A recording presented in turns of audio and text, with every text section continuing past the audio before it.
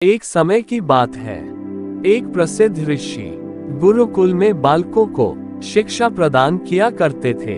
उनके गुरुकुल में बड़े बड़े राजा महाराजाओं के पुत्रों से लेकर गरीब परिवार के शिष्य भी पढ़ा करते थे। बहुत वर्षों से शिक्षा प्राप्त कर रहे शिष्यों की शिक्षा आज पूर्ण हो रही थी और सभी बड़े प्रसन्नता के साथ अपने अपने घरों को लौटने की तैयारी कर रहे थे कि तभी ऋषिवर की तेज आवाज सभी के कानों में पड़ी। शिष्यों, आप सभी मैदान में बाहर एकत्रित हो जाए। ये सुनते ही सभी शिष्य बाहर मैदान में आकर एकत्रित हो गए। ऋषिवर बोले, प्रिय शिष्यों, आज इस गुरुकुल में आप लोगों का अंतिम दिन है। मैं चाहता हूँ कि यहाँ से प्रस्थान करने से पहले आप सभी एक दौड़ की प्रतियोगिता में हिस्सा लें। यह एक अलग प्रकार की दौड़ होगी जिसमें आप लोगों को कहीं कूदना तो कहीं पानी में दौड़ना होगा और इसके आखिरी हिस्से में आपको एक अंधेरी सुरंग से भी गुजरना पड़ेगा। तो क्या आप इसके लिए सभी तैयार हैं? शिष्य एक स्वर में बोले, हाँ, हम तैयार हैं। सभी की सहमति के बाद दौड़ शुरू होती है। सभी तेजी से भागने लगे। वे तमाम बाधाओं को पार करते हुए अंत में सुरंग के पास पहुंचे।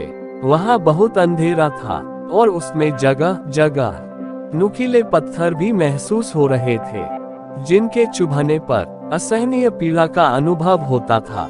सभी असमंजस में पड़ गए। जहां अभी तक दौड़ में सभी एक समान बर्ताव कर रहे थे, वही अब सभी शिष्य आपस में अलग अलग व्यवहार करने लगे। खैर, सभी ने जैसे तैसे दौड़ खत्म की और ऋषिवर के सामने एकत्रित हो गए। ऋषिवर ने प्रश्न किया, शिष्यों, मैं देख रहा था कि कुछ लोगों ने दौड़ बहुत जल्दी पूरी कर ली और कुछ ने बहुत अधिक समय लिया। भला ऐसा क्यों? ये सुनकर एक शिष्य बोला, गुरुजी, हम सभी लगभग साथ साथ ही दौड़ रहे थे, पर सुरंग में पहुंचते ही वहां पर स्थिति बदल गई। कोई दूसरे को धक्का देकर आगे निकलने में लगा हुआ था तो कोई संभल कर आगे बढ़ रहा था और कुछ तो ऐसे भी थे जो पैरों में चुभ रहे पत्थरों को उठा कर अपनी जेब में रख रहे थे ताकि बाद में आने वाले लोगों के पैरों को वो पत्थर ना चुभे और उन्हें उसकी पीड़ा ना सहनी पड़े। इसलिए सब ने अलग अलग समय में दौड़ पूरी की।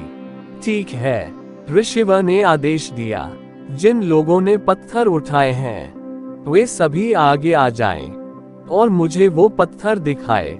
यह आदेश सुनते ही कुछ शिष्य सामने आए और उस सुरंग से उठाए पत्थर निकालने लगे। पर अब ये क्या जिन्हें वे पत्थर समझ रहे थे, दरअसल वे बहुमूल्य हीरे थे। सभी आश्चर्य में पड़ गए और ऋषिवर की तरफ देखने लगे। ऋषिवर बोले, मैं जानता हूँ कि आप लोग इन हीरों को देखकर आश्चर्य में पड़ गए हैं। दरअसल इन्हें मैंने ही उस सुरंग में डाला था और यह सुरंग में पीछे आने वाले दूसरों शिष्यों के विषय में सोचने वाले शिष्यों के लिए मेरा इनाम है। और गुरुजी ने सभी को ये सीख दी कि ये दौड़ भी जीवन की भागम भाग की प्रतियोगिता है जहां हर कोई कुछ न कुछ पाने के लिए भाग रहा है, पर अंत में वही सबसे समृद्ध होता है जो इस भागम भाग में भी दूसरों के बारे में सोचने और उनका भला करने से नहीं चूकता है।